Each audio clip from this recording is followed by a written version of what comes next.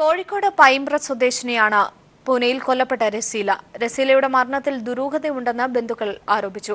വിവാഹത്തിന് ഒരുങ്ങി നിൽക്കെ ഉണ്ടായ ദുരന്തം കുടുംബാംഗങ്ങളെയും നാട്ടുകാരെയും ദുഃഖത്തിലാഴ്ത്തി. കോഴിക്കോട് പൈമ്പ്ര കിഴക്കാൽക്കടവ് സ്വദേശിയാണ് കൊല ചെയ്യപ്പെട്ട റസീല.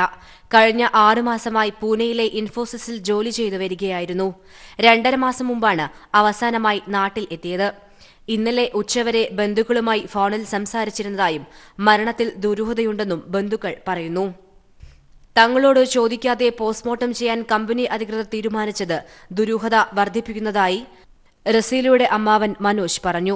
പൂനെയിലുള്ള ബന്ധുക്കൾ കുട്ടിയുടെ കഴുത്തിൽ കമ്പ്യൂട്ടർ കേബിൾ കുടുങ്ങിയെന്ന സംശയം പ്രകടിപ്പിച്ചപ്പോഴാണ് മരണം കൊലപാതകം ആണ് എന്ന സംശയം കമ്പനി അധികൃതർ മുൻപോട്ട് വെച്ചതെന്നും ബന്ധുക്കൾ പറയുന്നുണ്ട്. റസീലയുടെ കഴുത്തിൽ വയറുകൊണ്ട് കേബിൾ കൊണ്ട് മുറിക്കിയത് പാടുകളുണ്ട്. കഴുത്തിൽ തലയ്ക്ക് മുറിപ്പാട്, ശരീരത്തിൽ ബ്ലഡിൻ്റെ അംശം ഒക്കെ ഉണ്ട്.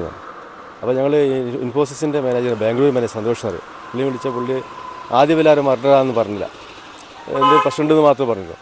ഞങ്ങളുടെ ബന്ധു കണ്ടിട്ടുണ്ടെന്ന് പറഞ്ഞപ്പോൾ ഒരു മർഡറാന്ന് പറഞ്ഞു. റിട്ടയർഡ് ആർമി ഉദ്യോഗസ്ഥനായ റസീലയുടെ പിതാവ് കോഴിക്കോട് കുന്ദമംഗലം സ്റ്റേഷനിൽ ഹോംഗാർഡായി ജോലി ചെയ്തു വരികയാണ്. അമ്മ നേരത്തെ മരണപ്പെട്ടിരുന്നു. News bureau, Kozhikode.